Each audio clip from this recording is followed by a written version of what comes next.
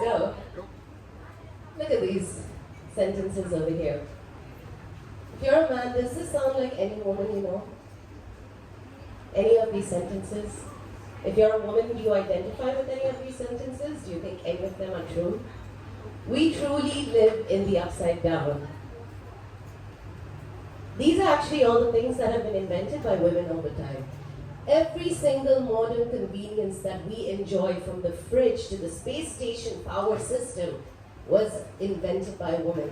Never mind all of the art and science and everything that was co-opted or stolen by her husband. Now let's go back to the beginning. We are governed, like our rhythm as living beings is governed by two bodies, the sun and the moon. And you've heard of circadian rhythms. Now all living things follow the solar circadian rhythms, but only marine life and menstruating mammals follow the lunar rhythm. Yes, I'm going to start talking about periods. Of course, it's Women's Day. So you can see this word trans-customary, because menstruation is such an interesting phenomenon. It is something that women throughout time have been experiencing, regardless of what historic events have occurred. Now, the reason that we've evolved to bleed in sync is because it's actually easier for women to get pregnant at the same time, give birth to kids of the same age, and it's also easier for pregnant women to hang out with each other. It makes it a lot easier for them to deal with everything. Now, I just want to remind everybody that the Gregorian calendar is what we follow now, and that's so relatively recently in our history. And even 3,000 years ago is as far back as the solar calendar was even documented. Before that, we are 260,000 years old as a species. So before that, like these are the earliest evidence of calendars. It's widely accepted that they are calendars now. But originally, for the longest time, they were looking at these and thinking, oh, what could these be? Maybe a mathematical problem or something like that. And then a woman saw it and she's like, oh, that's a lunar cycle, and only a woman would be needing to track it. But periods are gross, right? They're disgusting, they're embarrassing.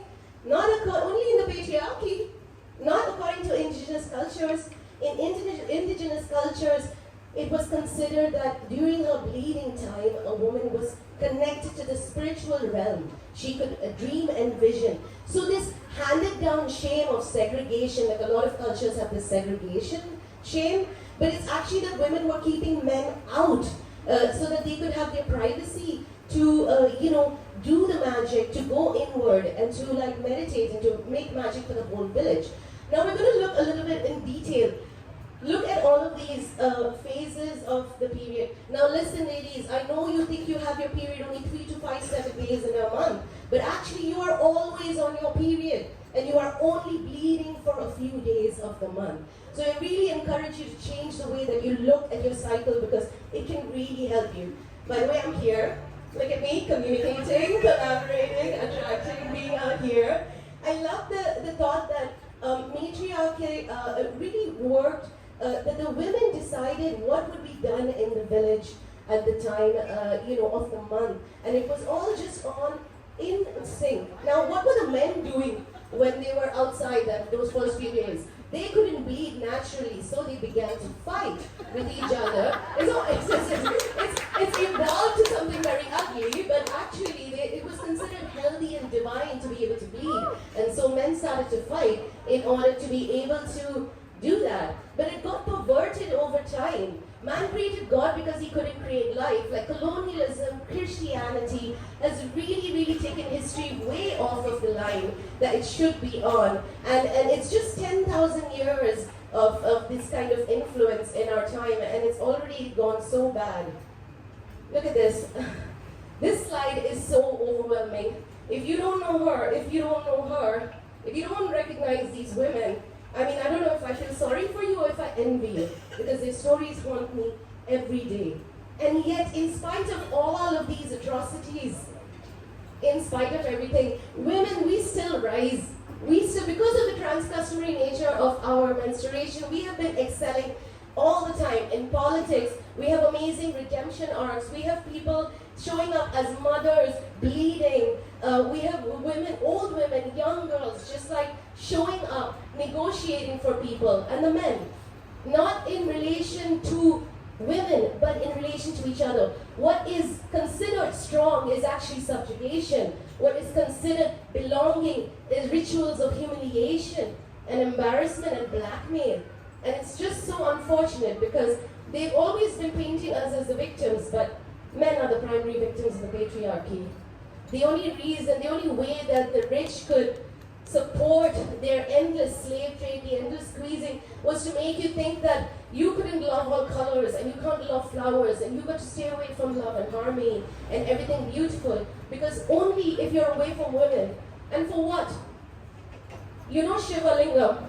Do you know he's inside Parvati? Masculine is the mountain, feminine is the valley. Masculine are the stars and the planets, feminine is the gravity holding everything in place. Masculine is on one side, feminine is on the other. Music is masculine, silence is feminine. So I would really encourage everybody over here, man and woman, to understand that you have both essences inside of you. And the system of patriarchy is just, geared towards the top. But matriarchy is centered. This is not an attack on men. This is an attack on a system that is taking all of us against each other. And this is a proof that I don't hate men, Look at all these beautiful men. Look at all these beautiful men.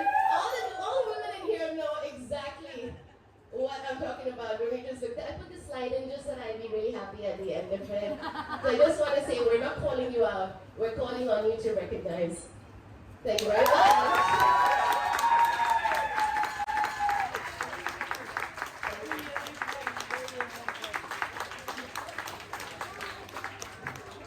I held all those notes and I just looked at them.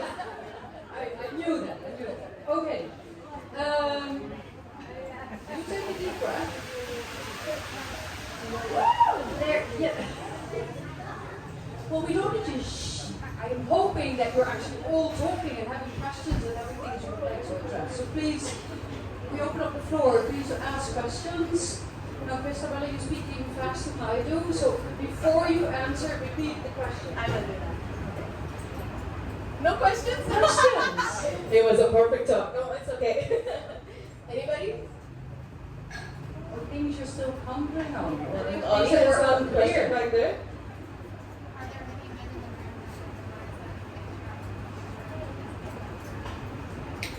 That's a very good question. She's asking, have any of the men in this room realized that they are the victims of patriarchy before this? Did anybody know? Okay, there's a little clap there. Okay, it's like, I knew. Yeah, it's an unfortunate truth. Yeah, it's an unfortunate truth. It's really sad. Because I think if women had stayed in control, we would have never let it get this far. This much of bloodshed, this much of pain and violence would never have gone. Yes? Just from your words right now, you said if women were in control. What's the control? Like, is it the control to communicate with other women? Is it like, because in women we have seen a lot of envy, but if women are working with men, there's like less intimidating energy. And Okay. more supportive to men. Can you phrase it in a question? She's basically trying to address the fact that if women find it maybe difficult to work with each other and it's more comfortable for her to work with men. Now, I would say that is a sort of a hand-me-down of the patriarchal mindset.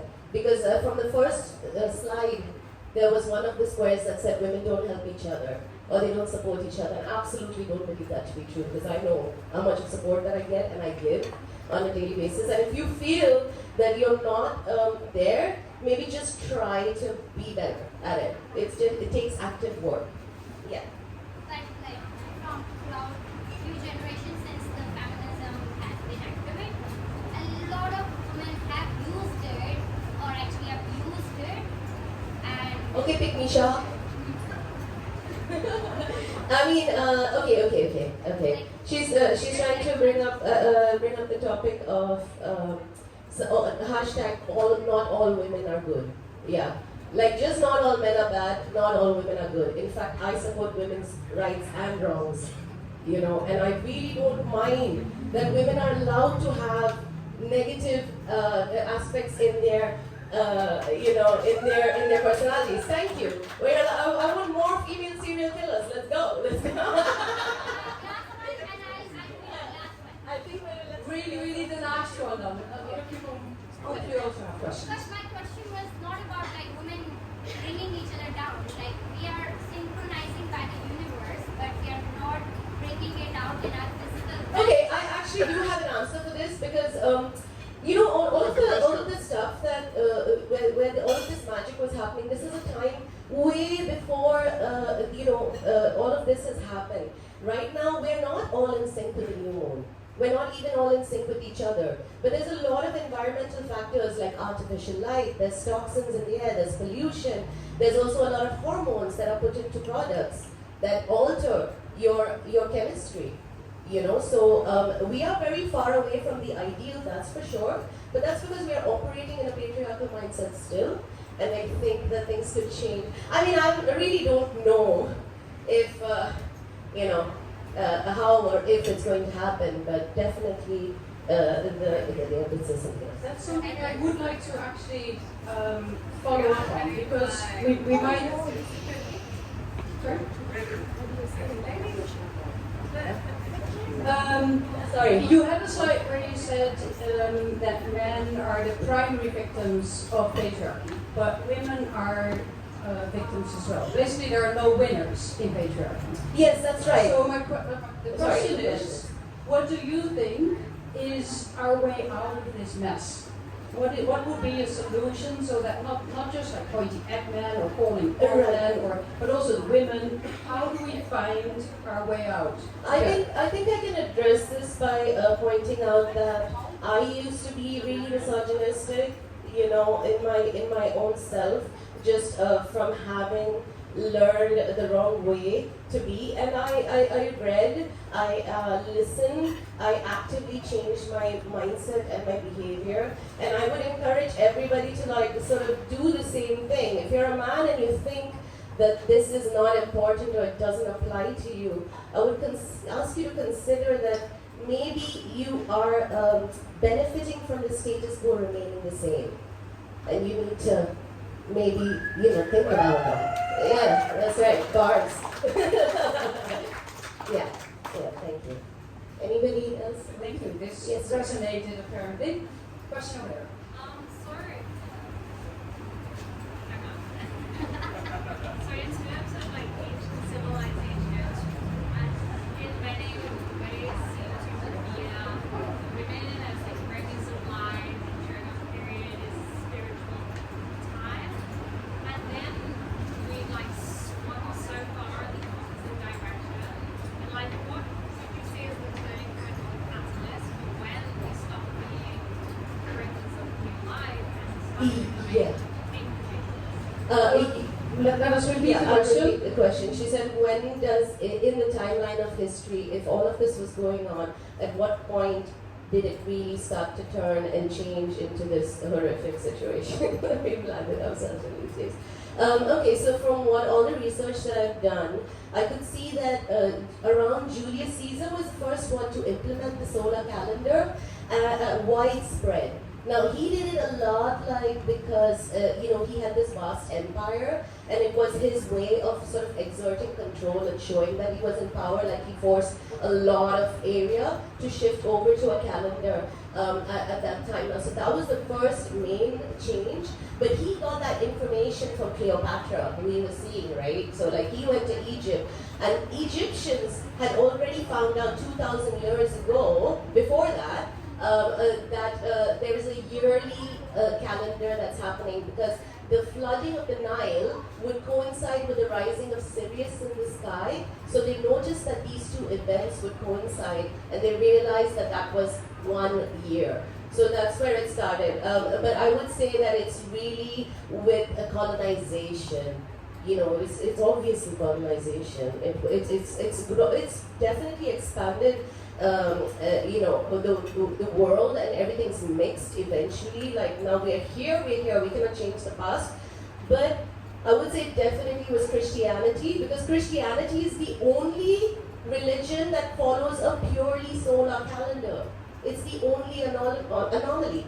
All other religions are either lunar. I mean, Islam is the only one that's like fully lunar, and all of the others, like Indian, Chinese, Hebrew, they all follow lunisolar calendars. So they really account for movement of both bodies, and they do like it's like a year is 365 days, right? But actually, if you follow the lunar calendar, it's 29.5 days per cycle, and that falls 11 days short of the solar calendar. So like for instance in ancient Indian cultures, they would have an 11-day festival to make up for lost time.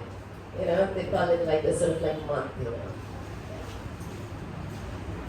We have time for one or two more questions. Yes,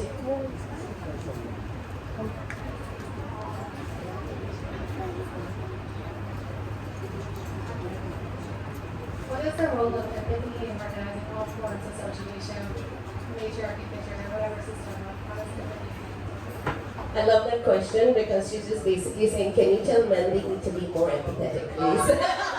Krishna, I did not hear the question, please. She said, what role does empathy play in, recognizing the situation that we're in today? And I think women obviously have a greater tendency or sort of a capacity for empathy because we do have this, I use that word transcustomary.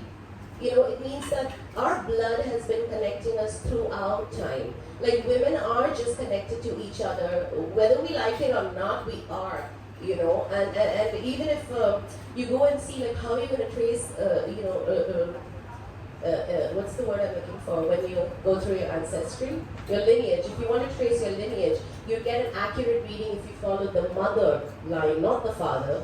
That's another thing that's all upside down. Like it's not, you take the father's surname, but actually it's, your grandmother had you in her womb, right? Like that's just the beauty of biology.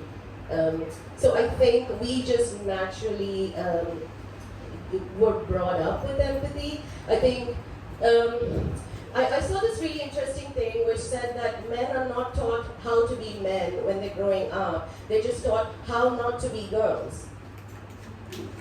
Right? It's like you don't cry, don't show love, don't do that, that's okay. Like, everything that they're told, like just not allowed to express all emotions. So I think if you're talking about empathy and the development of it, I think first of all we need to accept all emotions and feel all emotions equally and sort of like, give them equal importance. Does that answer the question? Okay, I think we have to move on to our final speaker. Thank you so much, everybody.